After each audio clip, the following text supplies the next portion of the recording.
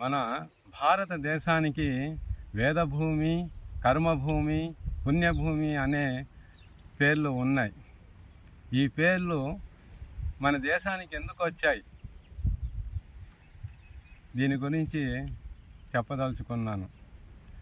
ప్రపంచంలో ఇన్ని దేశాలు ఉంటే మన దేశానికే ఈ పేర్లు వచ్చాయి. ఎందుకనంటే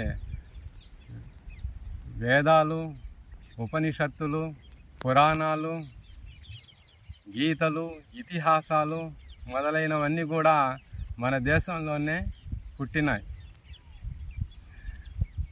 ఇవే కాకుండా అనేక మంది మహాత్ములు కూడా మన దేశంలోనే జన్మించారు.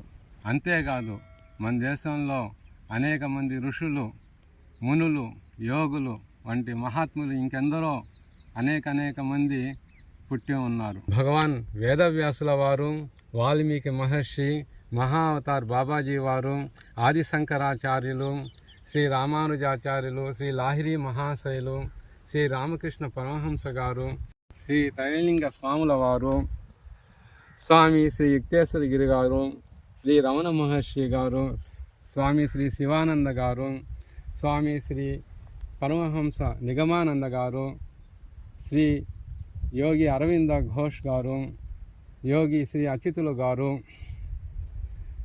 శ్రీ వీరబ్రహ్మేంద్ర స్వాముల వారు, శ్రీ భూపేంద్రనాథ్ సన్యాల్ గారు, శ్రీ జిడ్డు కృష్ణమూర్తి గారు మొదలైన మహాత్ములు మన దేశంలోనే జన్మించారు. వీరే కాక మన దేశ ఆధ్యాత్మిక సంపదను ప్రపంచంలోని ఇతర అన్ని దేశాలలో వ్యాప్తి చేసిన వారు మహాత్ములు స్వామి శ్రీ వివేకానంద గారు, పరమహంస శ్రీ శ్రీ యోగానంద గారు, స్వామి ఓంకార్జీ వంటి మహాత్ములను ఈ దేశం కన్నది.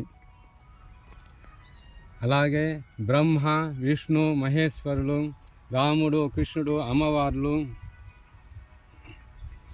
శ్రీ విఘ్నేశ్వరుడు, సుబ్రహ్మణ్యం స్వామి, ఆంజనేయ స్వామి మొదలైన దేవతలు కూడా ఈ దేశంలోనే అవతరించారు.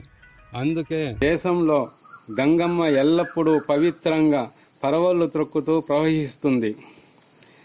అంతేకాదు ఈ దేశంలోని ఆలయాలు వేద మంత్రాలతో పఠనంతో పవిత్రంగా పుణ్యక్షేత్రాలుగా వర్ధిల్లుతూ ఉన్నాయి. అందుకే ఈ దేశం వేదభూమి, కర్మభూమి, పుణ్యభూమిగా పిలువబడుతూ ఉంది. ఈ దేశంలో మహాత్ములు ఎల్లప్పుడూ పుడుతూనే ఉంటారు. మహాత్ముల యొక్క పుట్టుక వలన ఈ దేశం ఎల్లప్పుడూ పవిత్రంగానే ఉంటూ ఉన్నది. మనకు తెలిసి ఉన్న మహాత్ములు చాలా తక్కువ. ఎక్కువ మంది మహాత్ములు మనకు తెలియకుండానే ఉంటున్నారు. ఈ దేశంలో పుట్టిన వారు కర్మాతీతులై పుణ్యాత్ములుగా తరిస్తారని ప్రతీతి. ఈ దేశంలో పుట్టిన వారి పాపపుణ్యాలు కొలవబడుతూ ఉంటాయని అంటారు.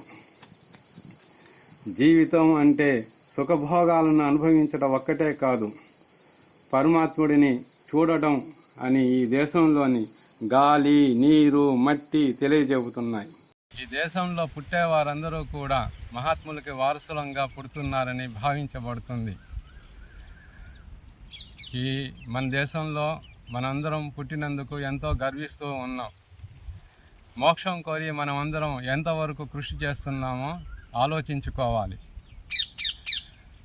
ఈ దేశానికి, ఈ భారత మాతకు, ఈ దేశం కన్న మహాత్ములకు, మహాత్ముల్ని కన్న తల్లిదండ్రులకు నా శతకోటి ప్రణామాలు.